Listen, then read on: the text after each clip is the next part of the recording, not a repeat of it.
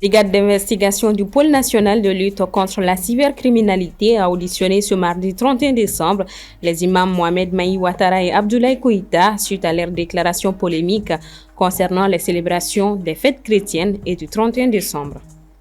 La série de la semaine fait une rétrospective de 2024 sur les droits de l'homme pour mieux comprendre les défis et avancer. Les droits de l'homme entre violation et réforme, épisode 1. Nous sommes le 31 décembre et l'effervescence gagne les rues de Bamako ainsi que les grandes villes du Mali. Entre décorations, derniers achats et préparatifs des festivités, les habitants s'activent pour accueillir la nouvelle année dans une ambiance festive malgré les défis sécuritaires et économiques. Alors que 2024 touche à sa fin, TMM vous remercie de votre fidélité tout au long de cette année riche en défis, en changements et en espoir. Ce 31 décembre est l'occasion de faire le bilan, mais aussi de se projeter vers 2025 avec optimisme et détermination. Bonne année à toutes et à tous et bienvenue dans ce journal. La brigade d'investigation du pôle national de lutte contre la cybercriminalité a procédé ce mardi 31 décembre à l'audition des imams Mohamed Mahi Ouattara et Abdoulaye Koïta, deux figures religieuses très actives sur les réseaux sociaux. Une autosaisine du procureur de la République près le tribunal de ce pôle suite à leurs déclarations controversées sur les célébrations des fêtes chrétiennes et de fin d'année au Mali. Assitoumani Koulibaly. Il était encore 9h45 quand des fidèles des deux imams, Abdoulaye Koïta et Mahi Ouattara, commençaient à arriver sur les lieux. C'est également à 7h que nous avons aperçu la voiture de l'imam Koïta se diriger vers le pôle judiciaire pour la comparaison. Dans des vidéos devenues virales sur les réseaux sociaux, Facebook, TikTok et YouTube, où ils sont très suivis, les guides religieux ont fustigé les musulmans qui célèbrent les fêtes de Noël et du 31 décembre, considérées comme des fêtes chrétiennes. Imam Goïta ani imam Mahi oyo wole kana noye ko parce oye ala ta fo len doron oyo wole donc an don tese ka jena e tuyasi jamana ngono ala ta le fo mame sona même ma so ala ta le fo na me sa mbebe sa ala ye mu fo kira ye mu fo sallallahu alaihi wasallam donc nous kira ta de fo Koïta yɛrɛ kumana mun kan précisément a kumana de u ye vidéo in tigɛ de u ye vidéo tigɛ vidéo in bɛɛ kuma lase et puis a y'a ta Maliki ka mazabu de kɔnɔ an bɛɛ tun bɛ Maliki ka mazabu de kan ɲɛ b'a la tiɲɛ bɛna don kaso la an ɲɛna tiɲɛ sɛbɛnni min sɛbɛnnen don u bɛ k'o don kaso la o bɛ se ka kɛ cogo di o tɛ k'an ɲɛna abada hali n'u y'a kɛ sini an bɛ wuli. Les propos tenus par ces deux prêcheurs, jugés offensants envers la communauté non musulmane ainsi qu'envers les musulmans qui participent à ces festivités, ont suscité de vives réactions sur les plateformes comme Facebook, TikTok et YouTube où ils sont très suivis. Ces déclarations interviennent dans un cadre où la laïcité, garantie par la Constitution du Mali, exige le respect mutuel entre toutes les confessions religieuses. Dans un climat tendu, le guide spirituel des Ansardines et président du Haut Conseil islamique du Mali, Chérif Ousmane Madani Aïdara, a rapidement réagi. Considéré comme l'une des figures religieuses les plus influentes du pays, il a dénoncé les propos tenus par les deux imams. Aïdara a appelé à l'apaisement et a exhorté les chrétiens à ne pas répondre aux provocations. Dans la même veine, le tribunal a rendu son verdict ce lundi 30 décembre 2024, condamnant Issa Kaoudim à une peine de 2 ans d'emprisonnement, dont 1 an ferme pour offense publique envers un chef d'État étranger et injure par le biais de systèmes d'information. Cette décision fait suite à l'audience du 23 décembre, au cours de laquelle le procureur avait requis une peine d'1 an de prison ferme et une amende de 5 millions de francs CFA contre Issa Kaoudim. Sur un tout autre plan, le secteur de l'enseignement supérieur malien s'apprête à traverser une nouvelle crise. La coordination des syndicats des enseignants-chercheurs du Mali a annoncé une grève de 144 heures prévue du 27 janvier au 1er février 2025. Une décision lourde de conséquences pour un système universitaire déjà en difficulté, nous dit Ibrahim Babi. Au cœur de cette grève se trouvent des revendications jugées fondamentales par les syndicats. Parmi elles, la mise en œuvre effective de la prime de recherche promise dans les accords signés en 2017 et une meilleure prise en charge de la retraite et des réformes profondes pour garantir la pérennité du système universitaire. Cette grève intervient dans un contexte où le secteur de l'éducation supérieure est déjà fragilisé par des grèves répétées, des retards dans les calendriers académiques et une insuffisance chronique de financement. Pour les syndicats, il ne s'agit pas seulement d'une question de rémunération, mais d'un combat pour sauver l'enseignement supérieur malien. Une prime de recherche. Malheureusement, jusqu'à présent, aucun montant n'a été décidé par rapport à cette prime-là. Alors, dans toute la sous-région, tous les enseignants-chercheurs bénéficient de cette prime, sauf les enseignants maliens. Malgré les initiatives de négociation qu'on a faites, toutes les démarches qu'on a eu à faire, il y a un manque flagrant de volonté d'appliquer cette prime. Donc, le seul moyen légal que nous avons, c'est d'aller en grève. Et nous espérons que nous n'allons pas aller en grève et que d'ici là, le gouvernement va se manifester. Si les enseignants-chercheurs mettent en avant leurs revendications, cette grève n'est pas sans conséquences pour les étudiants. Les cours seront suspendus dans plusieurs universités, perturbant le calendrier académique et menaçant la qualité des enseignements. Bien que nous devrions obtenir notre diplôme en 3 ans, nous sommes toujours bloqués au niveau du 4e semestre, après 4 ans d'études. La grève entraîne un ralentissement significatif des activités académiques et de recherche. Les étudiants, notamment ceux proches de la fin de leurs études, subissent des retards qui compromettent leurs projets d'avenir. Oui, en fait, cette grève aura forcément des impacts sur les étudiants, même sur notre système éducatif, parce que allez-y un peu dans les universités, vous allez voir que vous allez voir 2 à 3 promotions sont dans la même classe. Voilà, parce que on n'arrive pas à commencer à temps et à terminer à temps. Alors, il y a aussi autre volonté de l'État qui veut que désormais les universités commencent à la même période et qu'ils finissent à la même période. Avec des mouvements de grève, c'est difficile de respecter ce genre de choses. Alors que le spectre de la paralysie plane sur le secteur universitaire, les observateurs appellent à un dialogue urgent entre les parties prenantes. Les syndicats, de leur côté, avertissent que d'autres actions pourraient suivre si leurs revendications ne sont pas satisfaites. Dans ce bras de fer, l'avenir de l'enseignement supérieur reste suspendu à une issue incertaine, au grand désarroi des milliers d'étudiants. À la veille du Nouvel An, nous consacrons notre série aux faits qui ont marqué 2024. Premier épisode, les droits de l'homme qui ont été constamment mis à rude épreuve, mais aussi marqués par des réformes majeures avec l'adoption du nouveau code pénal et de procédure pénale. Le reportage est signé Soumaïla Fani. Si les attaques terroristes continuent malheureusement de porter un coup sérieux sur les droits de l'homme au Mali, plusieurs autres abus et violations graves ont aussi marqué l'année 2024. Parmi lesquels figure la pratique de l'esclavage par ascendance, mais aussi et surtout les atteintes à l'exercice de certains droits civiques et politiques par des faits de disparition forcée, d'enlèvement, de violation de domiciles privés et d'arrestations arbitraires. La liberté est le principe, on l'a toujours dit, on l'a ressassé. La détention est l'exception. Il est bien possible de poursuivre les gens pour les infractions, mais en les mettant en liberté. Et c'est ce que recommandent les textes qui sont conformes au respect des droits de l'homme. Maintenant, il y a eu beaucoup de cas d'arrestation qu'on peut estimer arbitraires, parce que quand une arrestation a un fondement politique, nous pouvons estimer que c'est une arrestation arbitraire. Au-delà de ça, nous assistons à une récurrence des disparitions forcées, parce que la disparition forcée, dans certaines circonstances, peut même être considérée comme un crime contre l'humanité.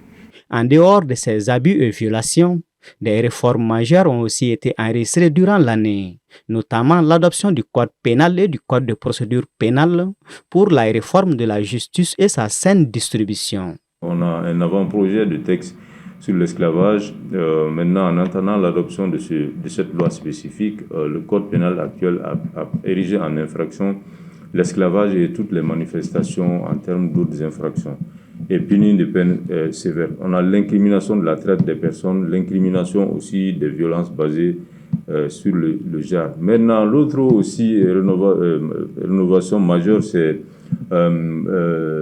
la poursuite de certaines relations charnelles contre nature, tels que les lesbiens, les gays, les bisexuels, les transgenres. En matière de détention, désormais, le mandat ne sera plus décerné par un seul juge, ça va être 3 juges qui vont apprécier le principe du fondé, du bien fondé, donc de décerner le mandat ou pas. Ainsi, entre violation d'une part et réforme d'autre part, de nombreux défis demeurent pour l'année 2025. Il y a un défi majeur à faire beaucoup de sensibilisation, à faire beaucoup de communication, afin que les dirigeants même en charge de l'application des lois de la République puissent comprendre que les droits de l'homme sont là pour protéger tout le monde, pour la sécurité de tout le monde, y compris certaines personnes puissantes à un certain moment de leur carrière. Et les défis des trolls, les trollers, les gens qui sont sur les réseaux sociaux, qui spéculent sur tout, qui donnent leur opinion sur tout. Il n'y a pas de sujet qu'ils ne maîtrisent pas. Donc ils induisent en erreur et souvent ces gens sont écoutés malheureusement par les autorités alors qu'ils ne savent rien des droits de l'homme. Par rapport à la surpopulation incarcérale à la maison centrale d'arrêt de Bamako, la situation reste critique. Face à ce défi, des recommandations sont faites pour le transfèrement des détenus vers des centres moins surchargés, les peines alternatives à l'incarcération et une sensibilisation des juges pour éviter les détentions systématiques. Au moins 18,2 millions d'enfants sont nés dans la faim, soit environ 35 enfants par minute en 2024, selon l'ONG Save Children. Paulia Pienguesson. En 2024, les conflits et les crises climatiques combinés ont poussé au moins 800 000 enfants supplémentaires dans la faim au cours de l'année, selon une analyse de Save Children, rendue publique hier lundi 30 décembre. Cette même recherche révèle qu'au moins 18,2 millions d'enfants sont nés dans la faim en 2024, soit environ 35 enfants par minute. L'ONG précise que les enfants nés dans des conditions de faim cette année comprennent des bébés nés dans des pays confrontés à un risque de famine ou à des conditions catastrophiques d'insécurité alimentaire aiguë, notamment le Soudan du Sud, Haïti, le Mali et le Soudan. Dans ce dernier, des niveaux de malnutrition comparables à ceux de la famine se sont répandus dans la moitié des 18 États du pays, note Save Children. Selon Bernard Yen, directeur du FIDA, Fonds international de développement agricole pour l'Afrique de l'Ouest et du Centre, les conflits, les déplacements, les phénomènes météorologiques extrêmes et l'augmentation du coût relatif des aliments ont tous contribué au déclin de la nutrition des enfants à l'échelle mondiale. Et donc, il faut noter que pour cette année, en Afrique, 20% de la population est touchée par la faim. Donc 20%, c'est de l'ordre de 300 millions de personnes qui sont touchées par la faim. Et quand on regarde cela, on note qu'à travers le monde, au cours de la dernière année, la faim s'est stabilisée un peu en Amérique latine, en Asie, mais en Afrique, par contre, elle a augmenté, notamment en Afrique de l'Ouest et en Afrique centrale. Et donc, c'est une situation qui mérite de l'attention, notamment au niveau des politiques et au niveau des investissements. Quelle possible solution de cette situation? En effet, le potentiel africain, il est énorme. En plus de la ressource terre, en plus de l'eau, il y a même le potentiel jeune. Quand vous prenez l'Afrique de l'Ouest, 65% de la population a moins de 25 ans. Donc ça, c'est un potentiel, c'est une énergie dormante que nous manquons de transformer en opportunité pour notamment transformer l'agriculture, transformer nos systèmes alimentaires. Mais le problème, il est plus profond que là. Il est parfois structurel. Quand vous prenez par exemple, beaucoup de pays en Afrique sont dans des situations, des contextes de fragilité. Il y a plusieurs déterminants à la fragilité. Ça peut être l'extrême pauvreté, ça peut être les crises, ça peut être les inégalités, ça peut être les questions environnementales, climatiques, ainsi de suite. Donc, il y a plusieurs déterminants. Aujourd'hui, vous avez plus de 20 millions de personnes déplacées internes. Donc, ces personnes abandonnent tout dans leur localité, dans leur milieu ruraux, se déplacent vers d'autres localités. Ils n'ont plus de moyens d'existence, plus de moyens de production et cela affecte aussi donc la sécurité alimentaire. Dans les pays où au moins 20% de la population est confrontée à la faim, la République démocratique du Congo, RDC, devrait avoir le plus grand nombre de bébés nés sous-alimentés cette année, soit environ 1,6 million. Le conflit récent, l'un des principaux facteurs de la faim en RDC et dans le monde. Au Mali, particulièrement à Bamako, fêter le 31 décembre est une tradition de plus en plus respectée. À quelques heures du réveillon, les préparatifs battent leur plein. Dans les marchés, les vendeurs de volailles et de prêt-à-porter font de bonnes affaires, espérant profiter au mieux de cette période de forte affluence. Djeneba Samake nous plonge dans la ferveur d'un mouvement. La Saint-Sylvestre est l'occasion de se retrouver entre amis et avec des proches afin de célébrer en beauté la fin d'année. La volaille est une denrée incontournable du réveillon. Pour cette occasion, les familles se réunissent pour déguster un poulet grillé ou rôti. Cette année, cependant, les prix de la volaille ont augmenté.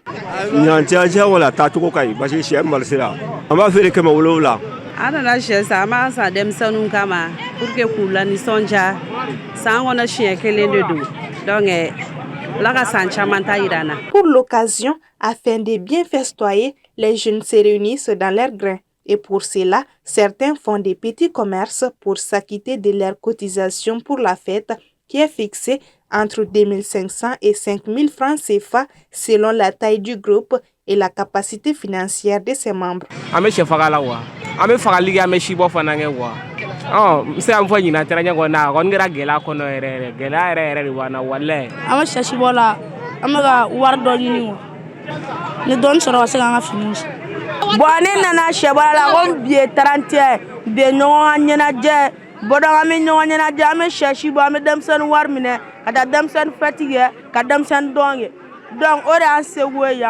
Les prêt-à-porter, les chaussures, les coiffures sont très prisées pendant la fête de fin d'année par la gente féminine. Mais cette année, à cause de la conjoncture économique, les vendeurs de prêt-à-porter disent constater une baisse au niveau des ventes.